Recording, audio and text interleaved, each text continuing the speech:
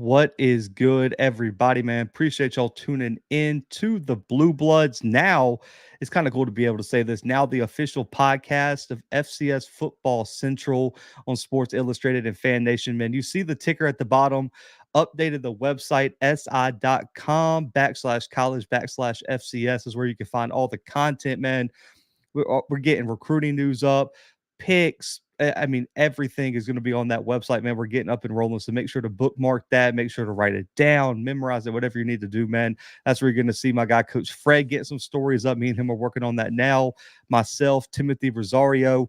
Listen, man, we're going to try to be your one-stop shop for all things FCS, HBCU football for Sports Illustrated, man. But, of course, we're here, Coach's Corner edition, man, live preview, as always, Thursday and Monday nights here with my guy Coach Fred, still on the road, man, out there recruiting those next group of Alcorn Braves. Coach, man, how we feeling? Man, a lot better, man. Got the hotel, no fire alarm going off. Fought my way through the rain. Everything's good. Shout out to Timothy. Oh yeah, man. While we're in the middle of it. that's a fat man. Oh, we got so much to talk about, man. First off, I do want to start the show, man. I hate that we have to do this, Coach. This is 2 shows in a row now. Let me make sure I got everything pulled up, man. I want to send my Coach Fred's thoughts and prayers with the Northwestern State community, the family of Ronnie Caldwell. Ronnie was found dead at the scene of a shooting at his apartment just off of campus. The Northwestern State Nichols game was canceled this weekend in his honor, man. I don't blame him, man. That's the right move. That's the right move. I know those kids' minds are not in the right place, and I just hate that we had to start the show off 2 times in a row with that news after the Morgan shooting last week and the Bowie State shooting as well this past weekend, man. So prayers to Ronnie Caldwell, his family, and the Northwestern State community, man. Yes, especially to his teammates, man. That's something that they will never forget for as long as they live. And it's just a senseless deal, man. And hopefully we can get to a point to where we don't have to lead shows off with this kind of news, man. Again, just heartfelt condolences to his family, closest friends, and like you said, that community, and just anybody that knew him and dealt with him. Yeah, man, I hate that for that team and that community, man, and for that kid's family. But Coach, shifting into week 7, man, a huge week. I mean, really and truly kind of looking down the FCS HBCU schedule. Not only are there a bunch of games that are going to determine playoff bids, seeding, conference championships, the Celebration Bowl, all this kind of stuff, man. It's a loaded week 7. What are some of the bigger storylines that you're kind of paying attention to before we shift into game picks? So when we talk, my neck of the woods, the Alabama A&M Grambling game, that storyline to me has a couple different ones. Will Grambling allow that loss last week to turn into 2? And can Alabama A&M right the ship heading into the last part of the season? I think it's important for the team from Alabama to right the ship after their last 2 ball games. And I think for that coach to get those kids up off the mat, it's going to be really important for, the program and himself going forward. And then the team that's hosting the homecoming, it's going to be important for them to be able to get back on track, get back focused, to stay within that 3-team race that's for first place right now. Yeah, I mean, that game's huge, but we're going to talk about that one soon. I think also, too, kind of staying in the HBCU realm before shifting over, man, the MEAC, it's a big weekend because conference play kind of kicks up when you have such a small conference. In terms of 6 teams, it's going to be Halloween before we really get this conference schedule started. But who's going to build that momentum? I mean, you got Morgan on a bye week. You have North Carolina Central on a bye week. I mean, some of these teams get to rest, but you have teams like Howard who have a tough road game against Harvard. And it's like, what is that momentum going to be like getting into that? So I'm going to be really curious to see how these MEAC teams kind of end off the out of conference schedule. Even Norfolk State, we're going to talk about that game, our HBCU game of the week. They have to travel to Tennessee State for their homecoming. And I know a lot of people are excited about the band matchup because the new band rankings, I think Norfolk is number 1 and Tennessee State, I want to say 7. They were talking about it on HBCU Nightly last night. And I had to get my band pick. And I was like, I don't think people really care like about my opinion of the band, but I gave my pick anyway. And then just shifting to the FCS side, I think the obvious one is that late night kickoff, ESPN2 in the Kibbe Dome. Man, the Big Sky. There's gonna be a huge shift in either direction because I think it's a big game. Because you look at Montana, they were so almost overly I don't know if it was overly, but I mean they were criticized to the highest degree over about the first 5 weeks of the season. They get that ranked win. The offense starts to kind of roll with Clifton McDowell. If they get a road win over Idaho, the whole narrative around that program now shifts to, okay, can this team win a national title? When just a week or two ago, we were wondering if this team was even going to make the playoffs. So it just shows how quickly things can swing. And then with Idaho, a win here, now you're looking at their resume, 3 ranked wins. I want to say all in the top 20 and an FBS win. Mm-hmm. It's going to be tough to find a resume to compete with that. And I know I'm still getting flat, coach, that I have Idaho at 2 on my ballot, but I still think regardless of, listen, South Dakota State has a big ranked game this weekend too. So, or a close ranked game. Northern Iowa is just outside the top 25. I think Idaho, if you're ranking solely based on resume, not hypothetical games, it's hard not to make an argument Idaho should be 1 if they win impressively this weekend. Well, and we're not even going to talk about this weekend, but I've always said up to this point that it should be a 1A, 1B. And the only reason I'm good with the team that's being ranked number 1, is because they're the man, and to be the man, you got to beat the man. But if they come out of this thing, and like you said, we'll get into it later, but if they come out of this thing and they look like the team that I know they are, I don't know how they don't receive those votes to be in the top spot. Yeah, I'm with you. And then also the last storyline, the playoff committee comes out. They kind of clarify some rules on what they're looking at and stuff. So the misconception was because it's weird because it was worded wrong, but they weren't wrong. D2 games technically do count, but they weigh less than D1. Like the number of D1 wins is still taken into consideration. So it was like scheduling D2 games is still bad, but it's not this like, oh, it doesn't count at all. Like they'll still look at it, but then if it gets down to FAMU versus X team and FAMU has a D2 win and the other team played an out of conference team, that could be the deciding factor. So it just depends on if the debate's that deep. They clarified that. Of course, we kind of talked about it last episode, but they added the FCS Stats Per Form, the official media poll of the FCS, into consideration for the playoff committee. Coach, I don't think you were on when I talked about it last episode. How do you feel about the D2 wins, I guess, counting, and how do you feel about the media poll being added into the things that the committee can decide on? 3 things on that deal. 3 things. The D2 wins. I'm cool with that, but I don't think you need to, and it goes back to now scheduling. I don't think you need to have more than 2 on there if you have dreams and hopes and aspirations of making the playoffs. You can't schedule 2 D2 teams anymore at this point. The second thing, if the media poll is going to be counted, I think, and we have talked about this on the show, there's got to be some transparency on what we're doing now. We can't just go in there and just be throwing darts or marking. I remember Montana back in the 80s and marking Montana if you hadn't watched them. So there's got to be some kind of checks and balance in that deal.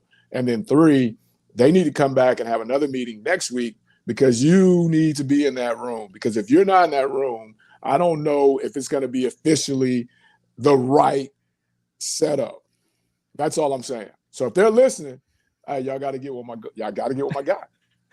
Nah, so the playoff committee, just for people who don't know, are made up of different like ADs from like each conference has a representative AD and it rotates out, I want to say every 3 or so years.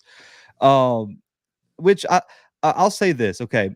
I do agree that the committee should not just be ADs, that they should really get some reliable people in there. I'm not saying me, Right. I'm just saying No, some just like something yeah, different. yeah, Yeah. like have a mix of media. I think even coaches, I think even ADs, like have a good mix of people on that committee because I think it gives you a like ADs, like it's like the same thing I You say can about say like it. You yeah, can like say it. You can coaches, say it. coaches, ADs, media, players all look at things completely differently. Mhm. And none of it's wrong. It's just a different perspective based on how you have to look at the game because we all have different jobs. And I think you need that kind of difference of opinion in that room as we're debating what team should go. I don't mind the media poll being added. I will say this.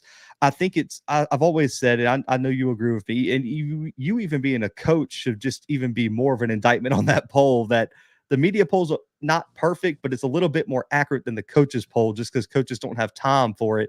But I still think you have to shrink the voting panel somewhat. That's just my suggestion. Like Craig does a hell of a job. I'm not trying to rip on him or what he does for the poll, but get rid of the SIDs, get rid of the local media that doesn't have time to watch all the games across the country. Keep it. I think you really, and Sam Herder put it best. I think you could probably find 15 to 20 people to vote on it.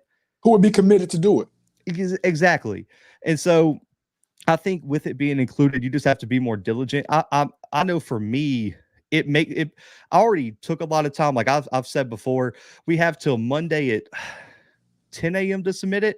I still don't think I've submitted a ballot in 2 years of me being a voter before 10:30 p.m. on Sunday night. Like I spend all day just watching film, trying to make sure my ballot's perfect. I stress over it, and I think Sam does. I think Craig does. I think there's a lot of voters out there. I'm not forgetting. I don't want to forget anyone, but those are the two main, national guys out there. There's a lot of people who put in the work, but I'm sorry, man. If you're an SID coach, you've seen. Let's go back to Brian when Brian was the SID at Alcorn. Me and you have He both heard me. witnessed firsthand how much Brian Harvey was doing at Alcorn. He's still probably doing it at Bethune. He doesn't have time to go watch Idaho, Montana at 9:30 at night when Alcorn's game ended at 8:30. No, he's checking the box score. He's trying to do it the right way, but he doesn't have time to go back and look at that. And then to before we get too far away from it, when you're talking about the ADs, and maybe I'm wrong, you tell me, but if Bluebloods University beats me 4 years in a row, boat races me, and we have words about the way things, when it comes time to vote, you hope that there's no pettiness, but I wouldn't trust myself in that situation if me and you have had words and now it comes down to my vote for you. I mean, I just don't Yeah. And the same with the SIDs. You have words, things go petty, and now that's brought into that room. I mean, I'm not saying you have to go get Condoleezza Rice or people like that, but I think you need to go get somebody who's going to be willing to put the time in to get it right. And I will say this too. I think this has been lost because listen, the polls and all, I mean, let's just be honest, back to the off season. It's just been like it's been a weird tension about polls this year for some reason. I don't know what's been like, I don't know what caused all this tension all of a sudden, but listen, there's no such thing as a perfect poll No. ever. Like, I don't care what you do. I don't care who you have on the panel. Like, there's no such thing as a perfect. I just think you got to take steps to improve each poll every year, and I think that's where we can leave it. But there's a good question here, Coach. Emmett Jones asked, "How many HBCUs have a realistic chance at the FCS playoffs? 2 or 3 max?" I'm, Who I'm saying two. you got? Um, and it just kind of depends on what happens. And I say two because the NCCU, I think their body of work and what they've done. But that's iffy because if they drop a game and then they don't get into the Celebration Bowl, the game that they drop, is that going to kill them to the point that they don't get in.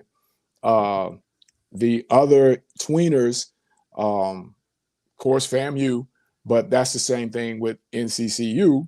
And then slash, I said I wasn't going to do it, but I'm going to do it. The school up the street. Now, does that loss with FAM hurt them in going forward? So, there's no scenario where all three of them get in. There's no scenario where all three of them get in. I don't know if there's a scenario where all two of them get in, where two of them gets in, because at some point, just because they're on the other side, the MEAC SWAC, the two that probably could get in are going to wind up in that bowl game. Yeah. Okay. So I'm going to exclude FAMU and NCCU just because I don't see either of them not making the celebration or not. Well, okay. FAM not going to the SWAC championship because they can't be eligible if they go to the SWAC championship. And I don't see NCCU losing the MEAC. So I'm going to exclude those two. Outside of them, Jackson has an outside shot. They're going to need some help. But if they go 9-2, it's going to be hard to keep them out, especially if their only loss is to a one-loss FAMU team. Because FAMU will probably be in the top 15 at that point. That's a really in the good region. loss. In the region, yeah. Well, because also you got to think what helps Jackson in this year, Coach, is the Southland's not getting two bids like they historically have. It's going to be Incarnate Word and nobody else. I mean, no one's even going to be considered.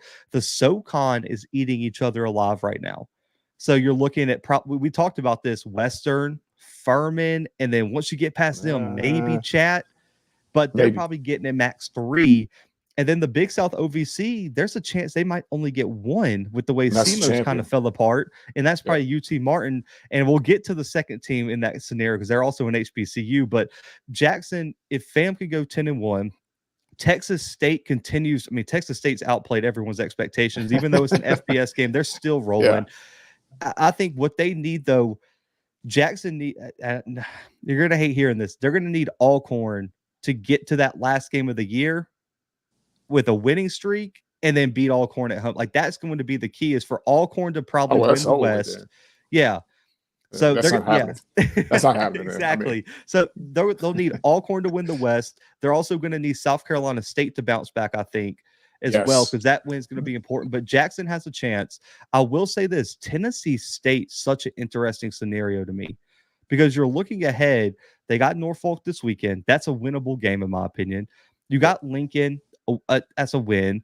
And then you're looking down the schedule. Eastern Illinois is probably their biggest competition.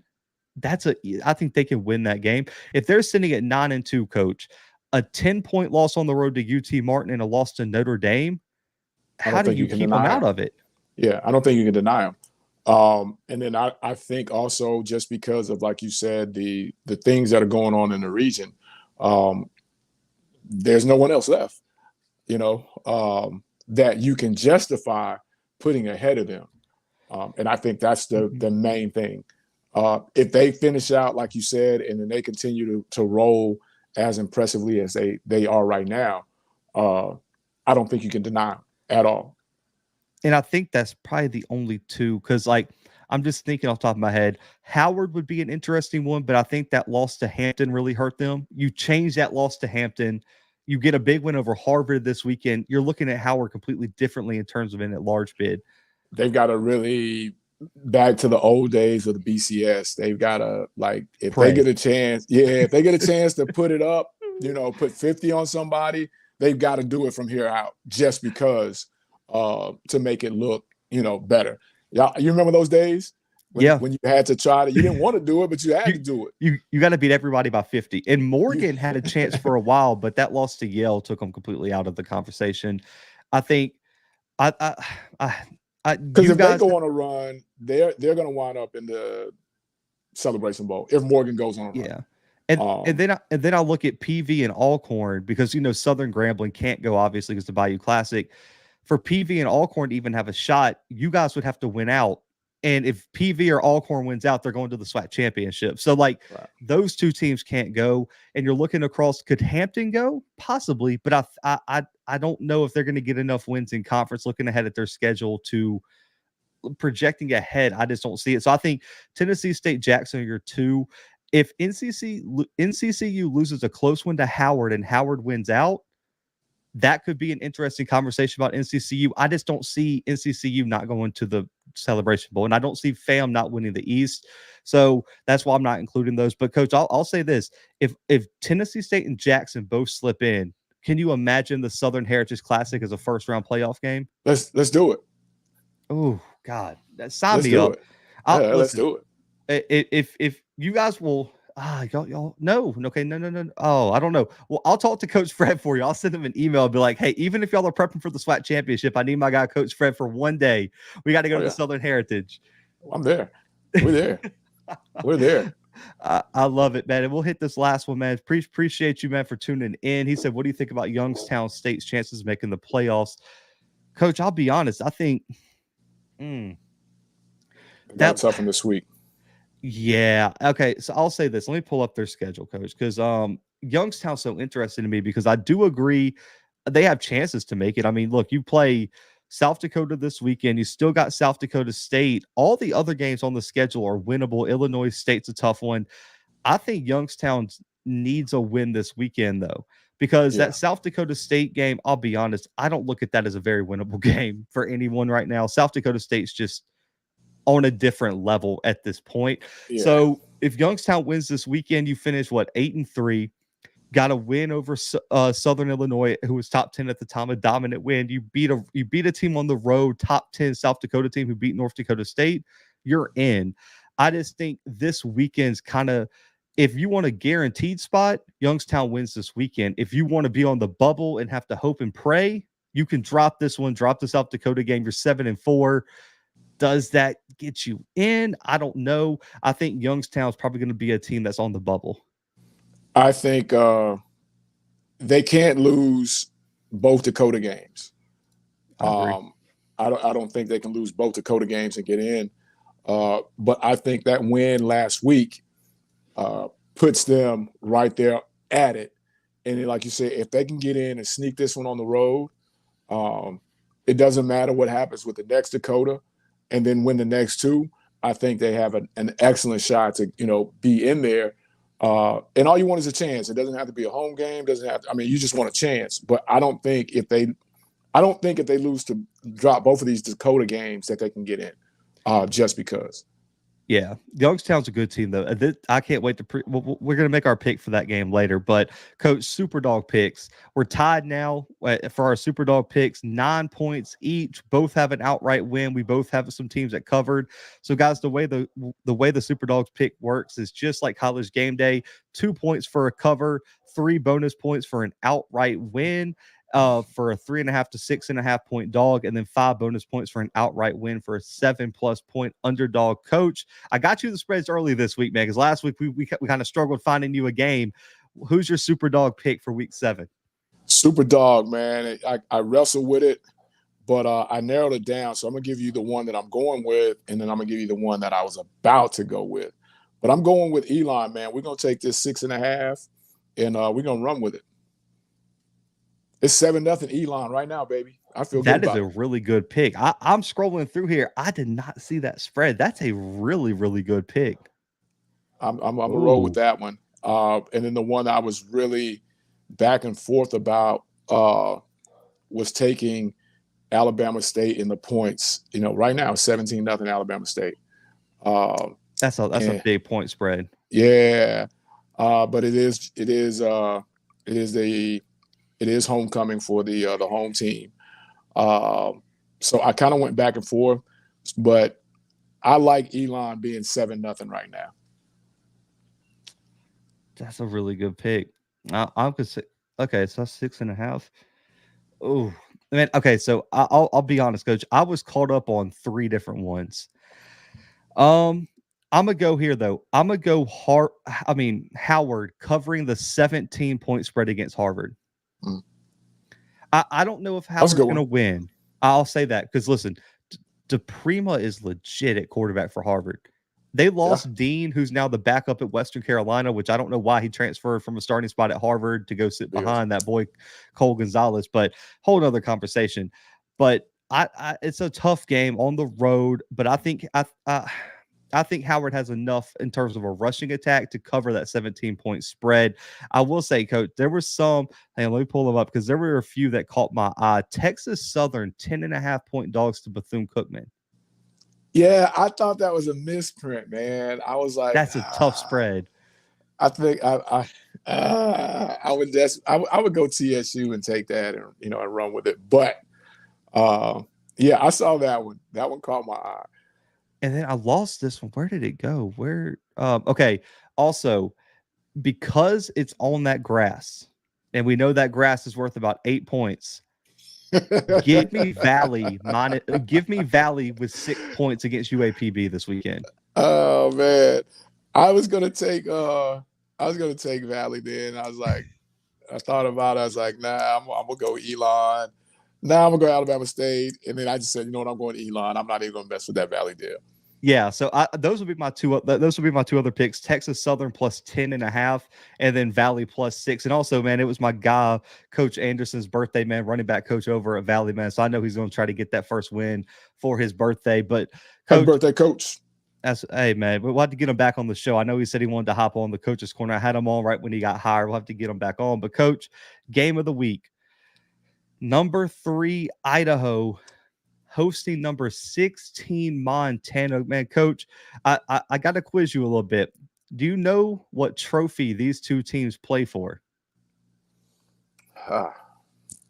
Something to do with Western. Is it a cowboy hat? No, not. It's gotta be. It's not a cowboy hat. Okay. Oh man, we already had somebody playing for a cowboy. A stagecoach wheel, right? We already had somebody playing for that. No, it was like what is it, like a boat wheel or whatever? Boat steering wheel. So this one here, is it a stagecoach wheel? No, it is a little brown stein. What's a stein? It's like a I don't want to call it the wrong thing. It's like an urn, I want to say. It looks like an urn almost. What's in it? Like a jug. Oh. Yeah. It's kind of dope looking. I'll say that. So this is a historic rivalry game, which I don't know if a lot of people know that, because Moscow, Idaho is not very far away from Missoula. That always messes me up, man. So it's a beer holder, pretty much. Okay. Yeah, it's a beer holder. Oh, pretty much. It's a mug. Okay. Chris is going to kill me because that's my Idaho guy. And I'm going to see Chris in 2 weeks when I go up there for the Montana State game. It's a mug. Chris, send me one. Oh yeah, well we need one, Chris. we need a replica, but okay. So Chris said it's a German Austrian mug for beer. How did it wind up in this game? Do not know. That's a good question for Chris in the chat. But he said it's a German. Yeah, it's the 89th meeting between these teams, Coach. Yeah. That's all I would say, man. Wow. Man, Coach, 9:30 p.m. Central Time, ESPN2. It's your bye week. This will be on national TV. You get to watch this one live. But me and you are going to be texting back and forth during this one. Coach, can the Grizz pull off the upset over number 3 Idaho? You know how I feel about Idaho. You know how I feel about that trigger man. This is where he earns the FCS Player of the Year. Can Montana do it? They have a good team. They have enough to do it. But you know how I feel about on the road. And this is going to be, like I said, national televised game. Everybody in Idaho is either going to be inside that dome or standing outside that dome. I just think the home field advantage is going to be too much. And then that man, GM, is just going to take over the game. And then their defense is going to do just enough to cut that running game off and make Montana have to do some stuff that they really don't want to do. So I'm counting on Idaho and GM to pull this one out in impressive fashion, which is going to put pressure on people like you to vote them number 1 next week. Idaho's 6.5-point favorite, Coach, and D-Lob. I'm starting that comment because that's going to be the last topic we talk about for the show. I don't want to get off track. That'll be a 20-minute conversation. But Coach, this game I think is much more interesting this week than it would have been about 2 weeks ago. Most definitely. Just because of how last week Montana was probably I mean, I would say that was probably their best offensive performance of the year. Clifton McDowell looks like the guy at quarterback. I think he's kind of emerged as the most stable option. Hasn't really turned the football over in terms of passing. Um, I look at Eli Gilman, who has played excellent as a true freshman, 400 plus yards this year, 6 touchdowns. But man, he's going up against an Idaho defense that has played lights out. And when I look at this game, Coach, I know we both love Giovanni McCoy, we both love Hayden Hatton, but I think the two X factors in this game really are Anthony Woods at running back for Idaho and that defense. Man, that defense had the most question marks. Everyone coming into the preseason raved about Giovanni, raved about Hayden, raved about the running game, raved about the offensive line revamp. And little did you know, the defense is out here holding opponents under 300 yards per game, less than 5 yards per play, forcing a lot of turnovers in the back end with Marcus Harris and Tommy McCormick. Anthony Woods right now, Coach, over 660 yards rushing, 10 touchdowns, and a 5-touchdown performance against Eastern Washington. I understand the Grizz found that offensive rhythm last week, but I'll be honest, I think Idaho has one of the most underrated defenses in the country. I think the Kibbe Dome is sold out. It's going to be rocking. The Vandals come in with all the momentum, Coach, and I think it's enough to get Idaho the win. I'm going Idaho the win and the cover, Coach. I'm going 34-27 Vandals this week in our game of the week. I'm going to knock because you put a lot of emphasis on the defense, and I need them to show up. So knock. And then, Anthony Woods, 100 carries, man, 10 touchdowns. I think that, they do enough to keep the Grizz offense, like you said, who found themselves last week. I think they do enough in the run game. And again, I think GM controls this thing from the start to keep that offense on the sideline.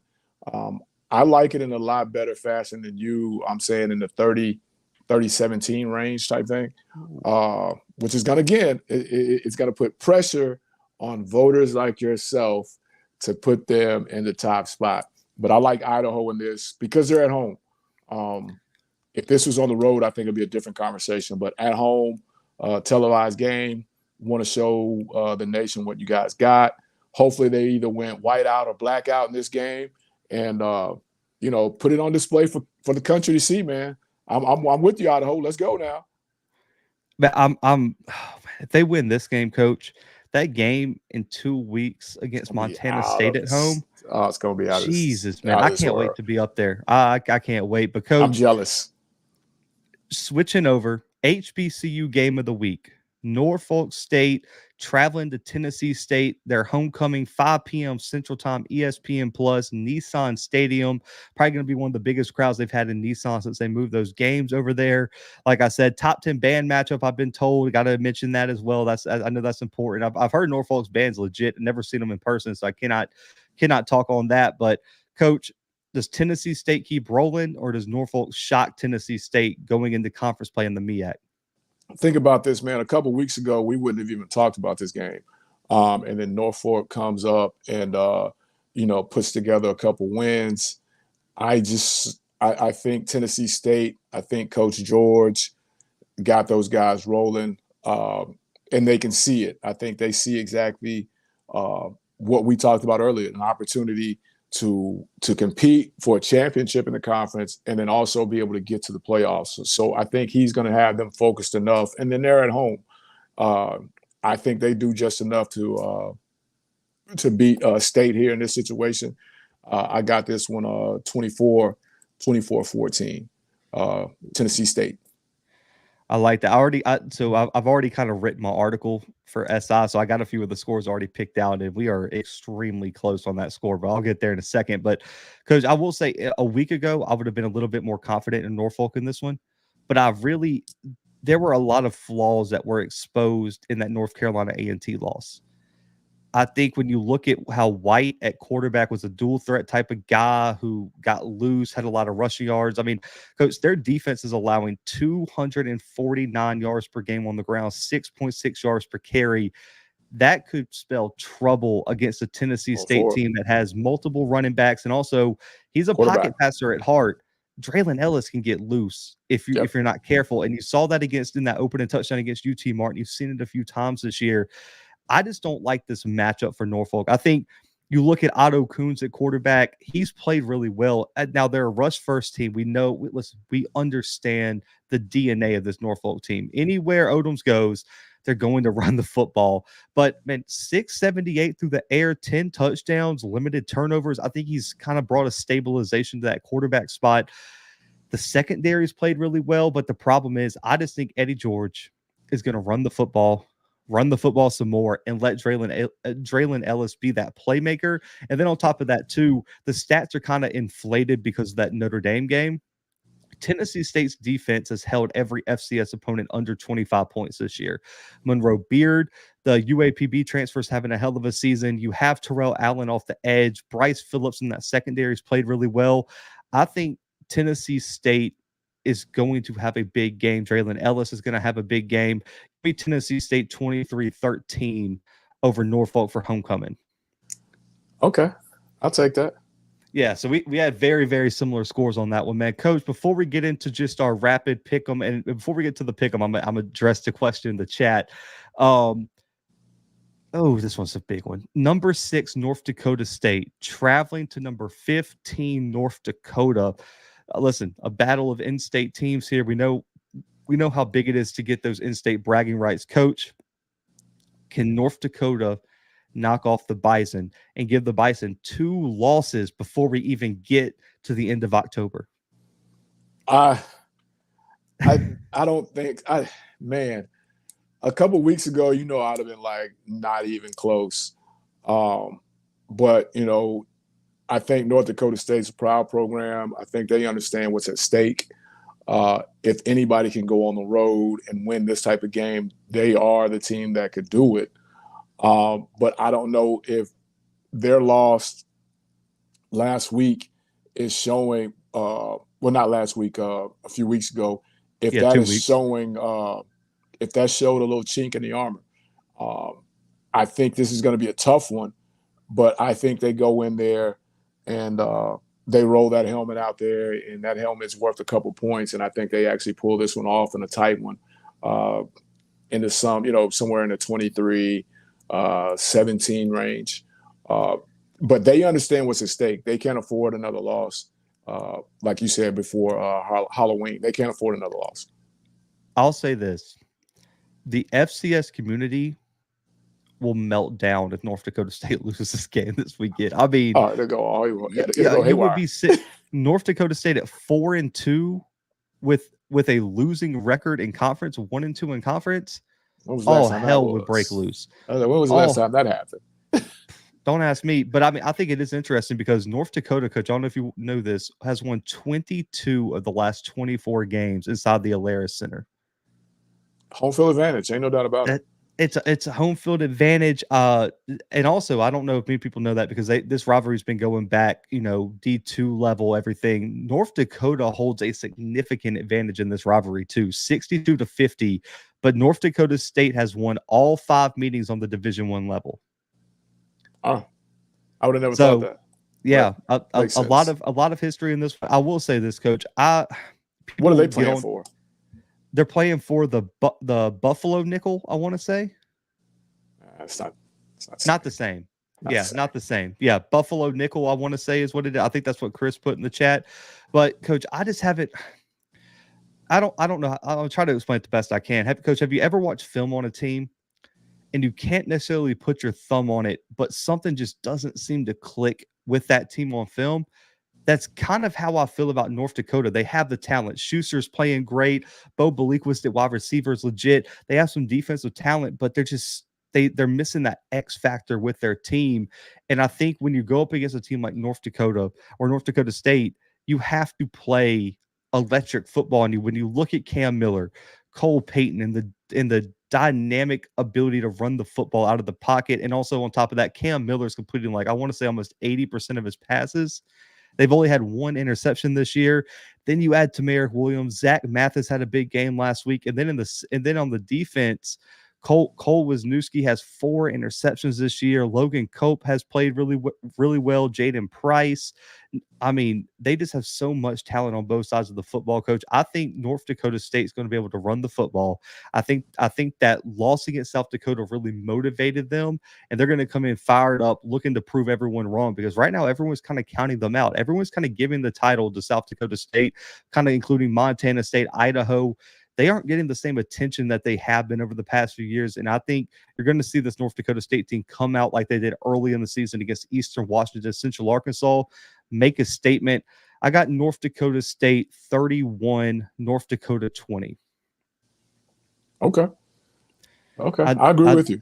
I like that. So let me see. I don't know what the spread. I forgot to look at the spread on this game. North Dakota State's a 7.5-point favorite on the road. I like it. I mean, again, it's a proud program. I know they've talked about it all week.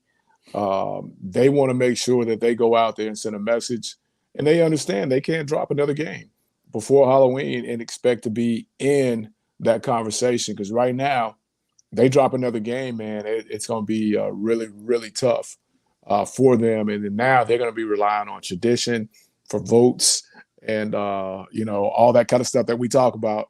They might not look right on tape, but the tradition of who we are is what they're going to have to start relying on if they drop this game right here in order to get a good seed in the playoffs. Coach, let's take our detour before our final segment of just pick 'em. D-Lob, man, shout out to my guy, man, big supporter of the show channel, man, always tuned in. He said that the SWAC needs more trophies. He said we need a scooter, a boombox, a boot. I mean, can we get a trophy for the trophy for the Soul Bowl at the end of the year? I agree. I mean, I'm with this because we talk about the legacy, the history of the SWAC. I mean, it's the deepest in FCS, one of the deepest in the country.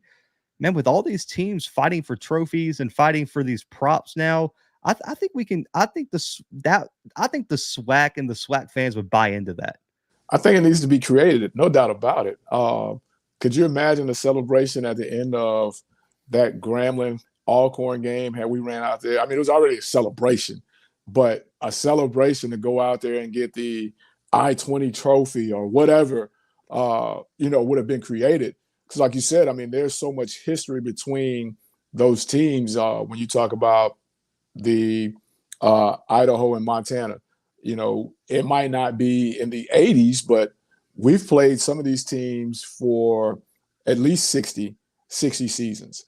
I think it adds more to it. I really do. I actually love the hoopla and the hype. I can remember growing up watching Minnesota and Wisconsin's playing for the Axe. Yeah.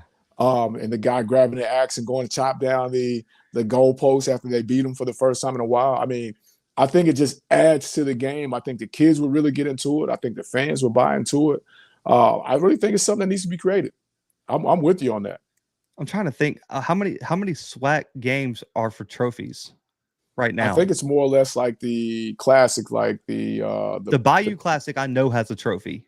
PV Graham game has a trophy. Yeah, and they got an eviction notice now that they fight for, apparently, like to troll the other one on social media. Yeah, I think has the classic down in Alabama that the Magic City. Yeah, the Magic City has a trophy. How does the Soul Bowl not have a trophy? I don't know, man. Usually that trophy is when we're in the locker room and they're handing us the division crown, but but that's no longer happening because we're in different divisions now. The Florida Classic has a trophy now, right? Yeah, or has had a trophy. They have one. Yep, they have one. I know that one because I grew up with that one, so I know they play for one. The boombox one would be perfect. Southern and Jackson playing for an actual boombox that is like a trophy, and you have to pass. That would be amazing.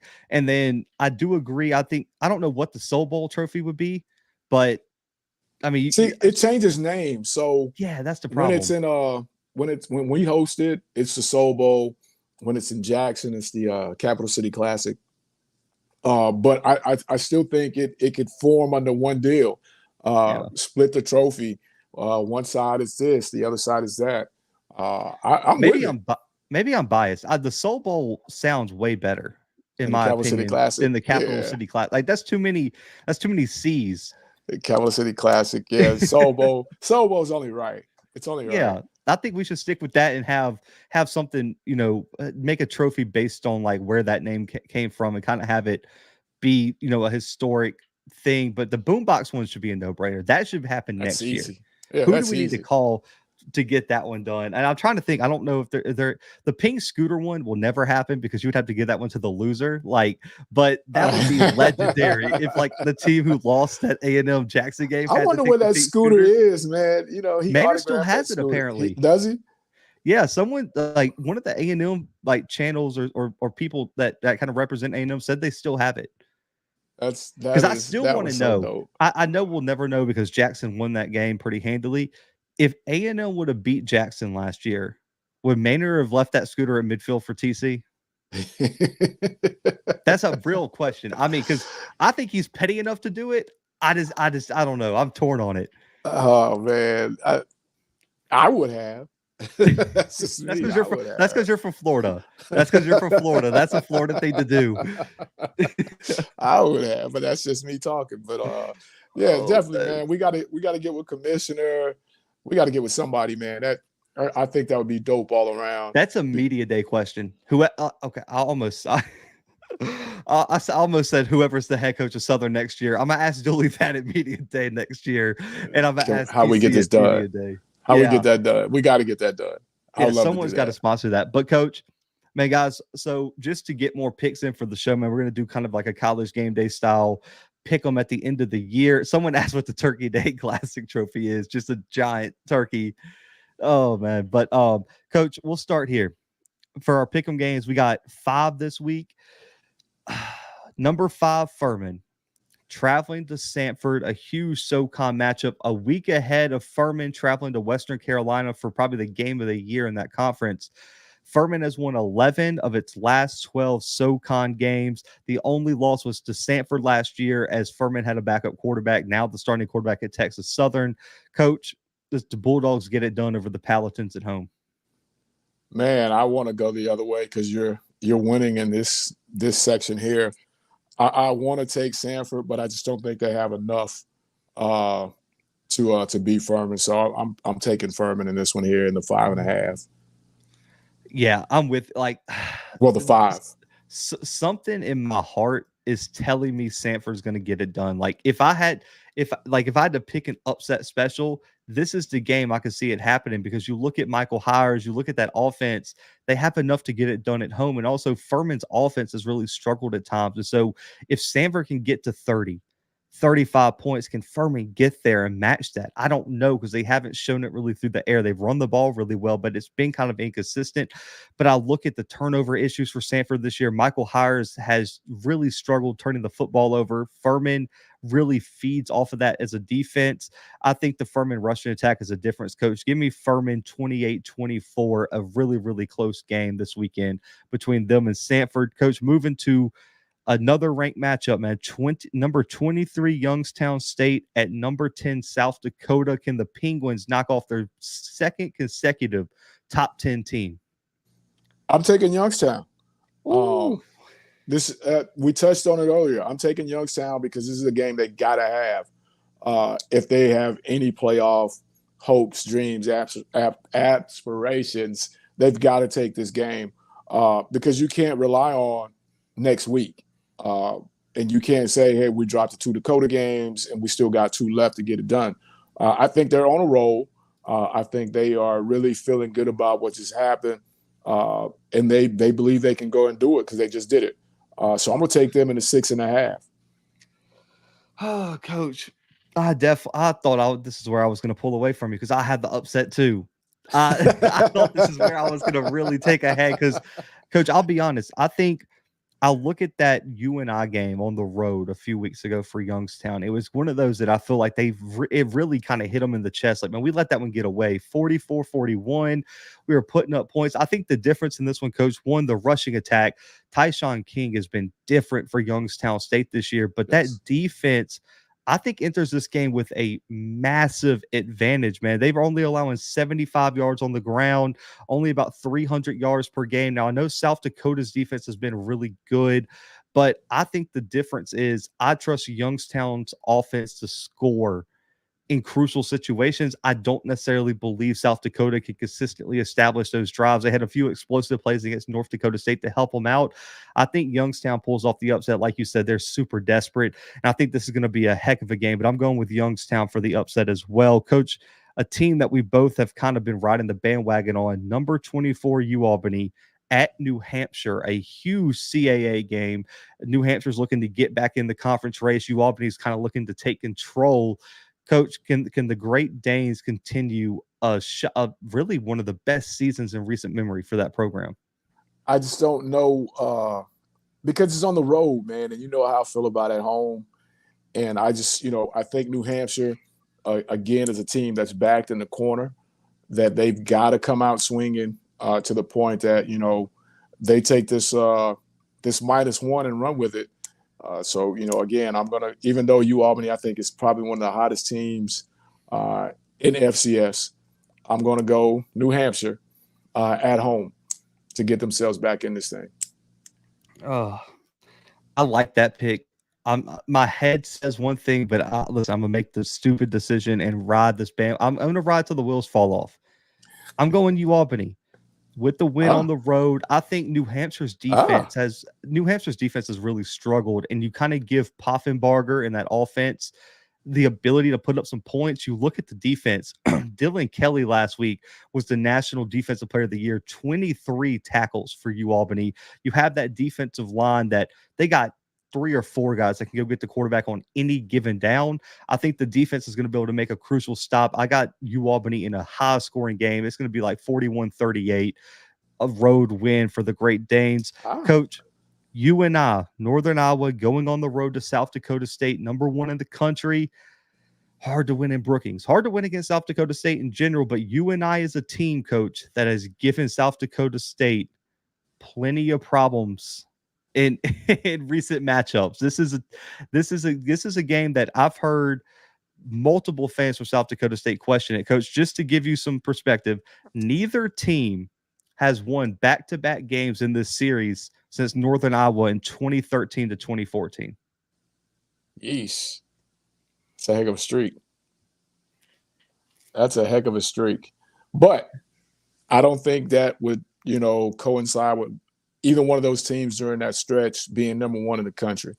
And I think this team, man, is just super talented all the way around. I'm going to take, SDSU. I don't particularly like the 20 points, but they get it done. They get it done. I got to go with them to get it done because they know Idaho's coming. So they've got to keep pace. They got to keep pace.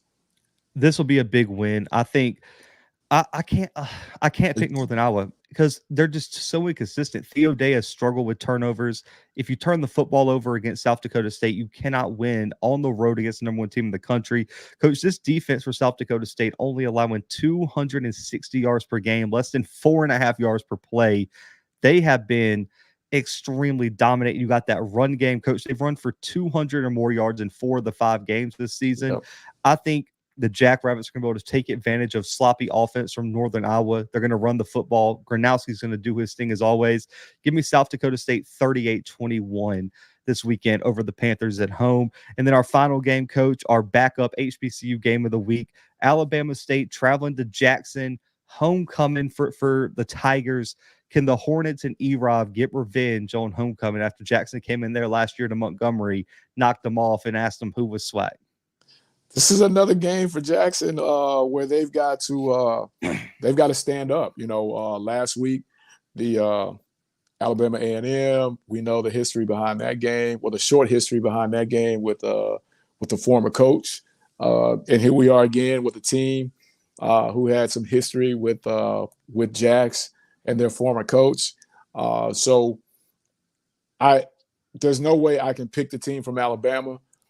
They just got too much going on in the wrong department, I think, to be able to withstand this thing on the road, on homecoming.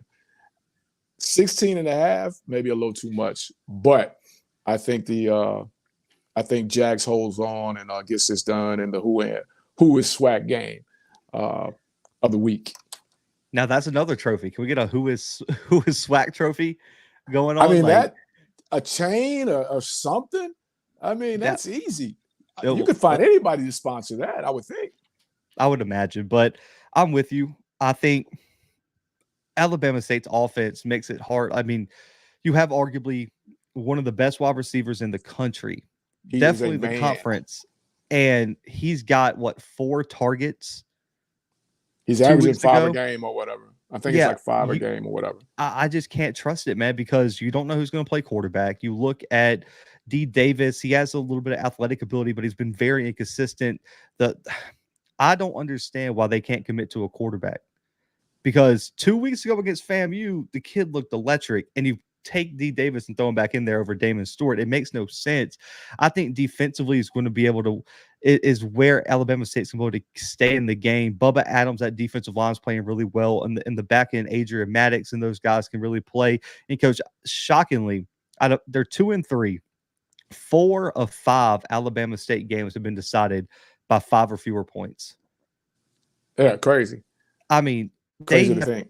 They have to find a way to win close games. I just don't think it's going to happen on the road against Jackson, who is really kind of finding their identity in terms of running the football. Irv Mulligan, J.D. Martin's on his way back. Miller's kind of emerged, Desmond Moultrie. And then on top of that, too, Jason Brown, I think, has found his niche. He's not going to put up crazy stats, but he's just going to kind of keep it level, not steer the ship into the wall, not turn the football over. And that's going to win them the game. I got Jackson winning this one, Coach. I agree. I don't know if they're going to cover, what was it, a 16-point spread? 17. Yeah, I don't know about that, but I got Jackson by 10-14 this weekend over Alabama State for their homecoming. Real quick, Coach, the battle of winless SWAC teams. You taking Valley over UAPB?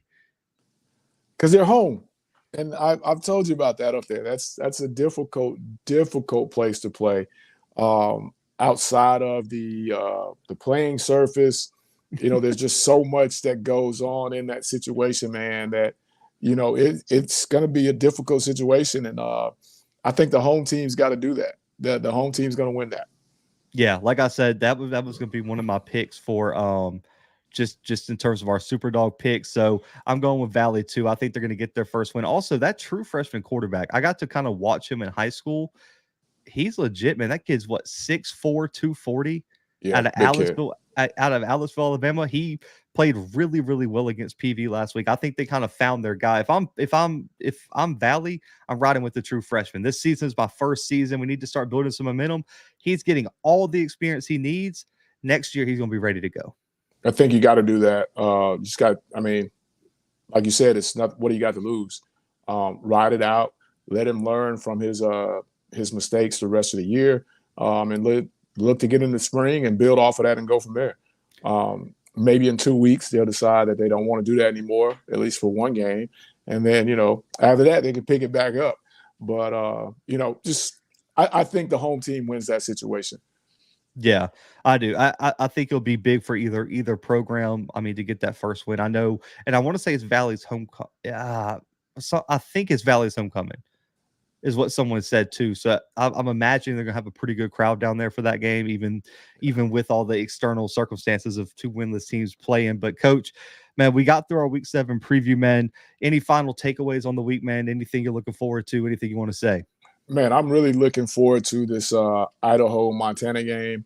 I'm hoping, and if anybody on here is from the Vandal side of town, man, I'm hoping that the viewers can feel the excitement, that you guys show up to the game and be loud the whole time. Just give the country a great look at what FCS football is about, and show up, show out is already sold out, and have a great time.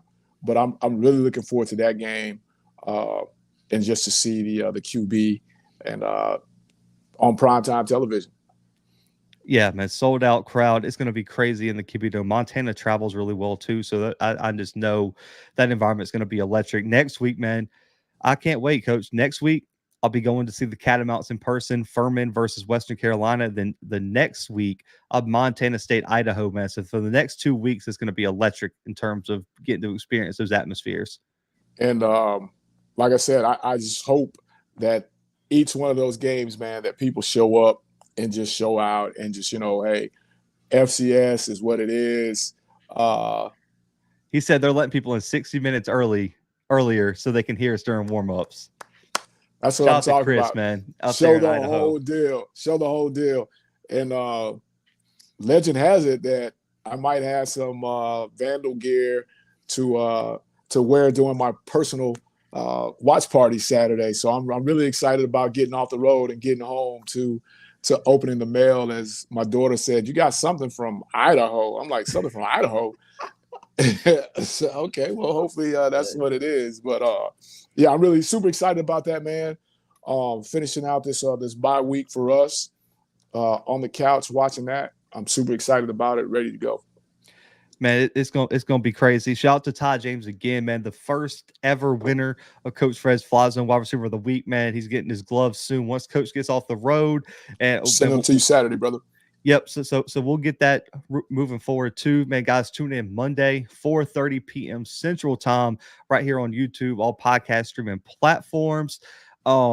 Man, check out the new website, si.com, college FCS, man. All the great FCS content, man. Don't miss it. Follow us on all social medias. Follow Coach Fred as well. He enjoys his bye week. Next week, the Braves are back as they look to move forward to win that SWAC championship, get to that SWAC championship. Yes, sir. But guys, for myself, for my guy, Coach Fred, man, we are out for right now. Timothy.